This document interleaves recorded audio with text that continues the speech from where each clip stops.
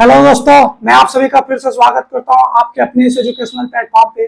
जैसे आप लोगों ने जिन लोगों ने एसएससी सीजीएल प्री 2023 का एग्जामिनेशन दिया होगा, आप लोग को पता होगा कि अभी सारी शिफ्ट का एग्जामिनेशन कंप्लीट हो चुका है और अब सब लोग के दिमाग में यही डायलेमा होगा कि प्री का कट ऑफ क्या होने वाली है, साथ ही साथ उन्होंने कितने नंबर को पाया है तो वो मेंस की प्रिपरेशन स्टार्ट कर दें। तो इन सब चीजों के बारे में हम आज डिटेल बात करने वाले हैं और साथ ही साथ जिनको लगता है कि उन्होंने प्री डेफिनेटली क्लियर कर लिया है, उनकी मेंस के लिए स्ट्रेटजी क्या होनी चाहिए। मैंने जो स्ट्रेटजी 2022 के एग्जामिनेशन के लिए यूज की थी, मैं उसी स्ट्रेटजी के बारे में आज बात करूंगा आप लोगों से एक डिटेल में। साथ ही साथ क्या रिसोर्सेज आपको फॉलो करने चाहिए प्री के लिए भी और साथ ही साथ मेंस के लिए। जो लोग मेंस का कर रहे हैं तो वो उसको थोड़ा सा ब्रीफ पे फॉलो कर सकते हैं उन रिसोर्सेज को, और जो प्री की प्रिपरेशन कर रहे हैं उनके पास 2024 की उनके पास काफी टाइम है, तो उन रिसोर्सेज को वो लोग अच्छे तरीके से कंप्लीट कर सकते हैं।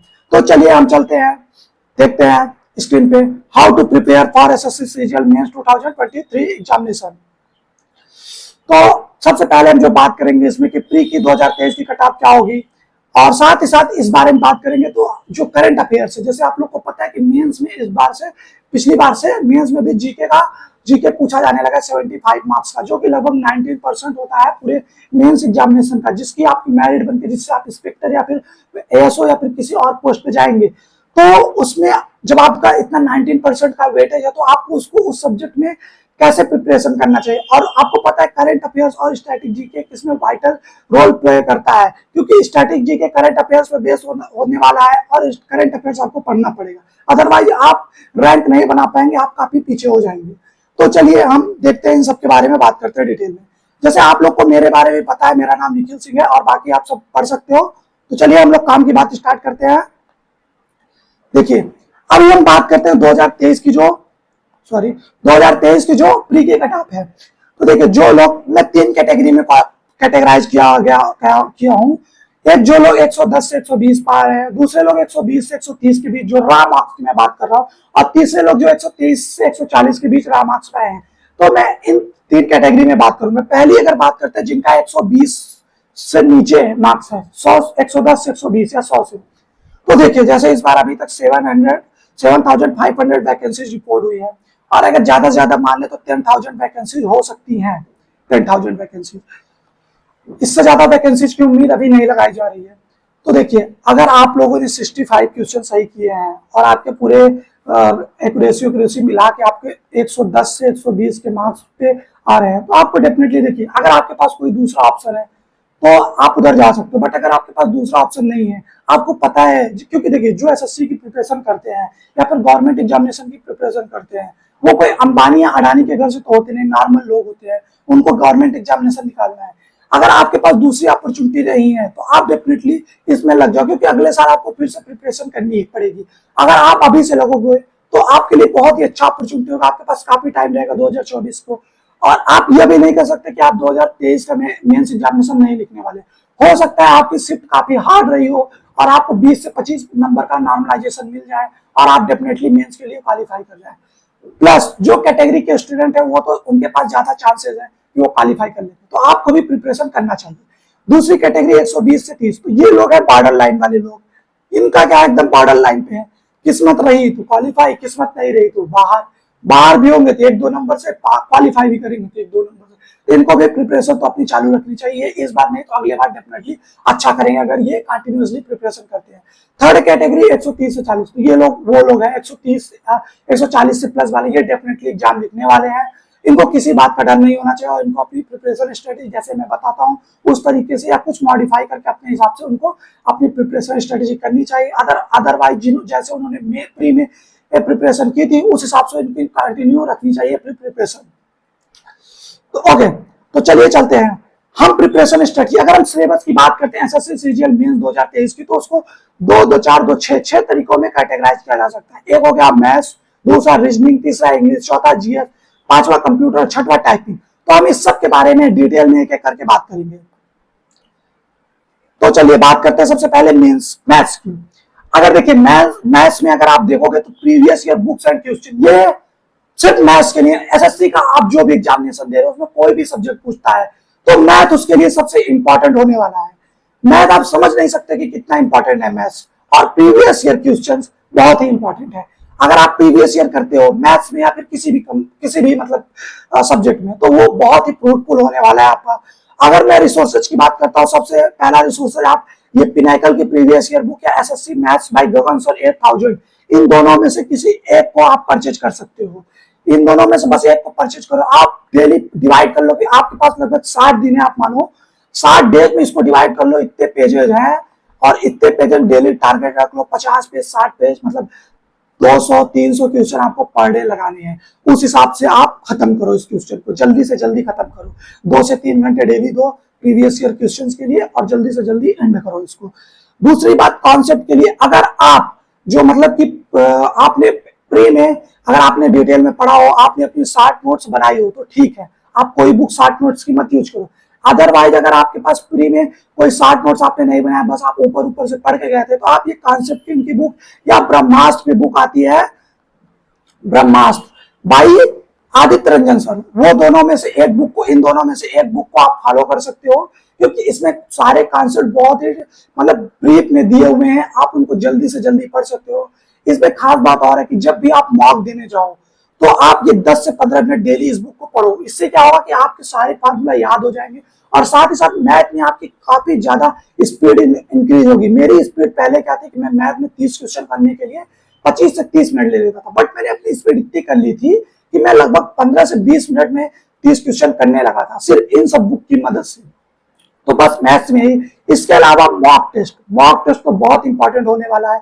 आप टेक्स्ट बुक का फुल मॉक टेस्ट फॉलो करो, जो डेली मॉक टेस्ट आता है मेंस के लिए, डेली आप एक मॉक डेली दो। और अगर अभी आपके पास कॉन्सेप्ट ज्यादा पढ़ने को है तो आप अभी स्टार्टिंग में एक मॉक मत दो पर डे, आप 30 दिन तक हर दूसरे दिन एक मॉक दो। पर 30 दिन के बाद जब आपको 40 दिन लगभग बचते हैं मेंस के, तो आप डेली एक मॉक देना स्टार्ट कर दो। पिनाकल का मॉक आप फॉलो कर सकते हो, इसमें सिर्फ सेक्शन मॉक, जिसमें मैथ्स और रीजनिंग का मॉक आप फॉलो कर सकते हो और डेली दे सकते हो, क्योंकि देखो मैथ और रीजनिंग के मार्क बहुत इंपॉर्टेंट है, क्योंकि इसमें आपको स्पीड चाहिए। इंग्लिश में आपको उतनी स्पीड नहीं चाहिए, बट इन सब्जेक्ट में आपको स्पीड चाहिए, तो स्पीड के लिए आप सेक्शन वाइज भी मार्क आप दे सकते हो।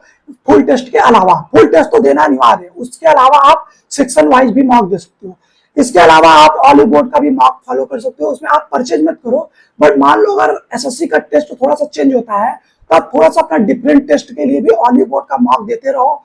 उससे क्या होगा कि अगर पैटर्न थोड़ा सा चेंज करते हैं, जैसे पिछली बार उन्होंने रीजनिंग में पैटर्न चेंज किया और लॉजिकल रीजनिंग को ज्यादा पूछा, तो उसके लिए ऑलिव बोर्ड का सैटरडे संडे को फ्री मार्क आता है, आप उसको अटेम्प्ट कर सकते हो। तो मैथ की यही स्ट्रेटजी रहेगी। मैथ के आगे अब चलते हैं हम लोग रीजनिंग पे। तो रीजनिंग की क्या स्ट्रेटजी रहती है? अगर रीजनिंग की हम बात करते हैं तो रीजनिंग में देखिए, सिर्फ प्रीवियस ईयर आप फॉलो करते हो तो बहुत है, प्रीवियस ईयर बहुत इंपॉर्टेंट है, उसको आप फॉलो करो। सबसे पहला स्टेप डेली क्वेश्चन सॉल्व करो, जैसे कि 90 डेज है, आप इसको डबल वे से करो, 45 से 50 दिन में आप इसको कंप्लीट कर लो, इस बुक को, पिनाकल के प्रीवियस ईयर बुक को। और ये पूरा किया जाता है, मैंने पूरा किया है, और पूरा करते हो तो आप एक अच्छे लेवल पहुंच जाओगे रीजनिंग में।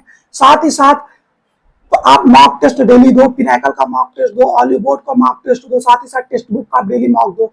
साथ ही साथ कुछ अलग से चैप्टर जो आपको अभी हर जगह नहीं मिल सकते, उनको आपको ज्यादा ध्यान देना, जैसे कि जो नंबर वाले क्वेश्चंस होते हैं, 3 नंबर दिए रहते हैं, 1 2 3, और फिर नीचे भी ऐसे दूसरे साइड में 1 2 और 3 नंबर दिए रहते हैं, ये क्वेश्चन ज्यादा इंपॉर्टेंट है, ये अलग पूछ रहे हैं। साथ ही साथ लॉजिकल रीजनिंग में जो आपके क्वेश्चंस है, आप बोल सकते हो conclusion, statement and conclusion, statement and assumption, ये वाले 6 चैप्टर हैं। इन चैप्टर्स को आप अच्छे से पढ़ो इनमें, क्योंकि पिछली बार 5 से 6 क्वेश्चन को पूछ लिया गया था। और तीसरा अगर आप बात करते हो लॉजिकल रीजनिंग के अलावा, तो जैसे इनइक्वालिटी जो नया चीज है, इसको आपको थोड़ा सा फोकस करना है। साथ ही साथ ये टाइप के क्वेश्चन, साथ ही साथ ब्लड टेस्ट के अच्छे क्वेश्चन पूछे जाते हैं, तो उस पर आप प्रैक्टिस करो। और जो क्या कहते हैं, आप बोल सकते हो डायरेक्शन के क्वेश्चन को प्रैक्टिस करो, और क्या कहते हैं नए तरीके के क्वेश्चन जो भी बनते हैं उनको प्रैक्टिस करते हो। कैलेंडर के क्वेश्चन को आप पढ़ लो, आता नहीं बट 1-2 क्वेश्चन पूछ लेगा। और प्रीवियस ईयर जो चार मतलब प्रीवियस ईयर 2022 में मेंस के पेपर होते हैं, उनको अच्छे से एनालाइज करो। आप पेपर 2 एनालाइज करो, जो क्वेश्चंस आपको लगता है कि टॉपिक कमजोर है, उसको बहुत अच्छे से कंप्लीट करो। चलिए अब रीजनिंग के बाद हम बात करते हैं इंग्लिश की। देखिए इंग्लिश आपका 135 मार्क्स का होने वाला है एसएससी सीजीएल मेंस के एग्जामिनेशन में, तो डेफिनेटली ये बहुत इंपॉर्टेंट रोल प्ले करने वाला है। अगर आप 130 प्लस टारगेट रखते हैं, तभी आप अच्छी पोस्ट, अच्छी रैंक 500 प्लस रैंक की बात कर सकते हो, मतलब 500 के अंदर रैंक की बात कर सकते हो। अगर आप 125 या 130 प्लस की बात करते हो इंग्लिश में, तो इंग्लिश में देखिए अभी जो फोकस वाला पॉइंट अगर हम बात करते हैं तो वो कैब आप ब्लैक बुक से कर सकते हो। ब्लैक बुक से बाहर एक भी वो कैब नहीं आने वाला, ये मेरी गारंटी है। मान लो किसी शिप में एक आध क्वेश्चन आ गया तो उसकी कोई गारंटी नहीं लेगा, बट अगर आप ब्लैक बुक करते हो तो आप डेफिनेटली आप करने वाले हो। साथ ही साथ अभी जो प्रीवियस ईयर जो मैंने एग्जाम दिया था एसएससी सीजीएल मेंस 2022 में, उसमें क्या था, मैंने देखा था पीक्यूआरएस काफी 6-7 क्वेश्चन पूछ लिया था पीक्यूआरएस का। तो ये डेफिनेटली बहुत इंपॉर्टेंट होने वाला है आपको, आपके लिए प्रीवियस पीक्यूआरएस। और साथ ही साथ कॉम्प्रिहेंशन पे भी फोकस रहा है। अगर आप कॉम्प्रिहेंशन वोकैब और पीक्यूआरएस को कंप्लीट करते हो तो आपका 60 से 70% पेपर खत्म होने वाला है। 30% पेपर में एक्टिव पैसिव वाइज, साथ ही साथ ग्रामेटिकल वाला जो पोर्शन होता है सारा वो पूछा जाएगा। उसको अगर आप पिनाकल की बुक प्रैक्टिस करते हो या कोई भी प्रीवियस ईयर बुक को प्रैक्टिस करते हो 1-2 बार, तो डेफिनेटली आप अच्छा करोगे। और मॉक एवरीडे करो। अगर आपको इंग्लिश में आपको लगता है कि आपकी इंग्लिश वीक है तो आप फुल टेस्ट के अलावा डेली आप एक सेक्शन मॉक टेस्ट भी दे सकते हो इंग्लिश का। चलिए इंग्लिश की बात हम करते हैं। जनरल नॉलेज, जनरल नॉलेज बहुत इंपॉर्टेंट है। जो बच्चे, देखिए सारे बच्चे मैथ इंग्लिश रीजनिंग में जिनका सिलेक्शन होने वाला है वो ठीक ठाक तो करेंगे ही। जहाँ एज मिलने वाला है बच्चों को, जो मतलब अच्छा परफॉर्म करने वाले हैं, जिनकी रैंक अच्छी आने वाली है, वो होगा जनरल नॉलेज। जनरल नॉलेज एक बहुत ही इंपॉर्टेंट पॉइंट होगा, बहुत ही इंपॉर्टेंट चैप्टर होगा और वाइटल चैप्टर होगा। इसमें देखिए अगर हम बात करते हैं तो सबसे पहले जो फोकस वाला पार्ट होता है स्टैटिक जीके और करंट अफेयर।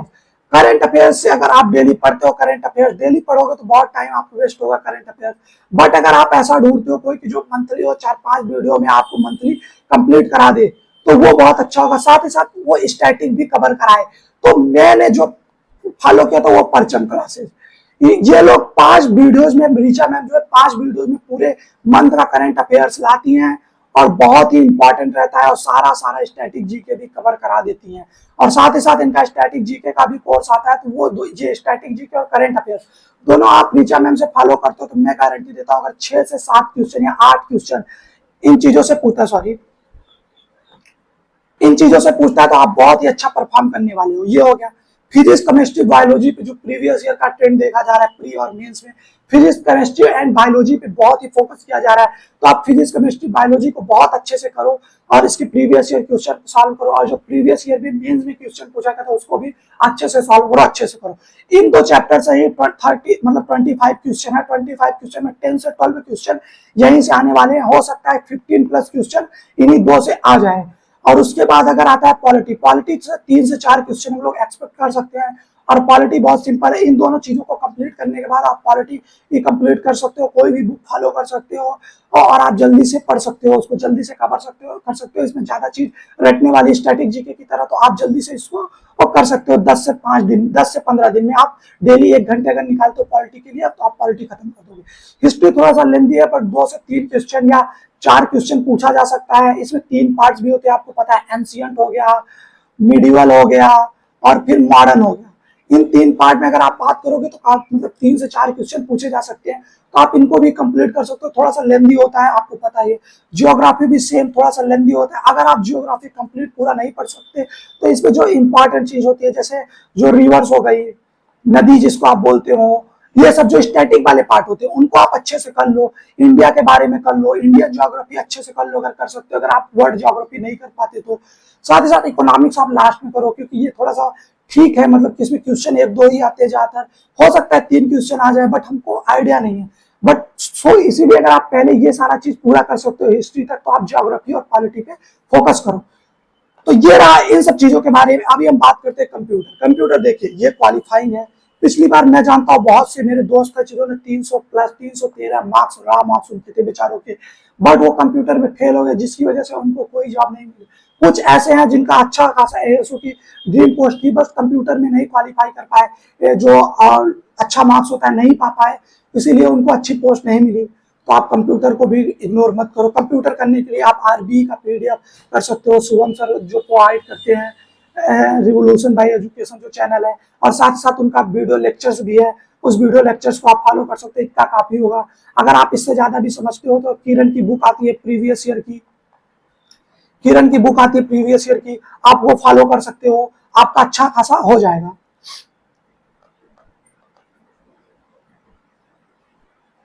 चलिए, तो इसके बाद एक और थैंक यू की स्लाइड तो आ गई, पर मैं उससे पहले एक चीज और बात करूंगा आपसे कि जो क्या कहते हैं आप टाइपिंग टाइपिंग देखिए, टाइपिंग की स्पीड आप बहुत जल्दी से बढ़ा सकते हो। आप अपनी, जैसे मैंने स्टार्ट किया था टाइपिंग तो मेरी स्पीड थी 20 मतलब 10 से 12 की, बट मैंने, आप देखिए जैसे जो टाइपिंग का एक्चुअल तरीका होता है 5 उंगली का यूज करके 6 8 9 उंगली का, वो तरीका आप यूज करो, वो तरीका बहुत ही अच्छा होने वाला है, जो 9 उंगली का पूरा यूज करके करते फिंगर्स का।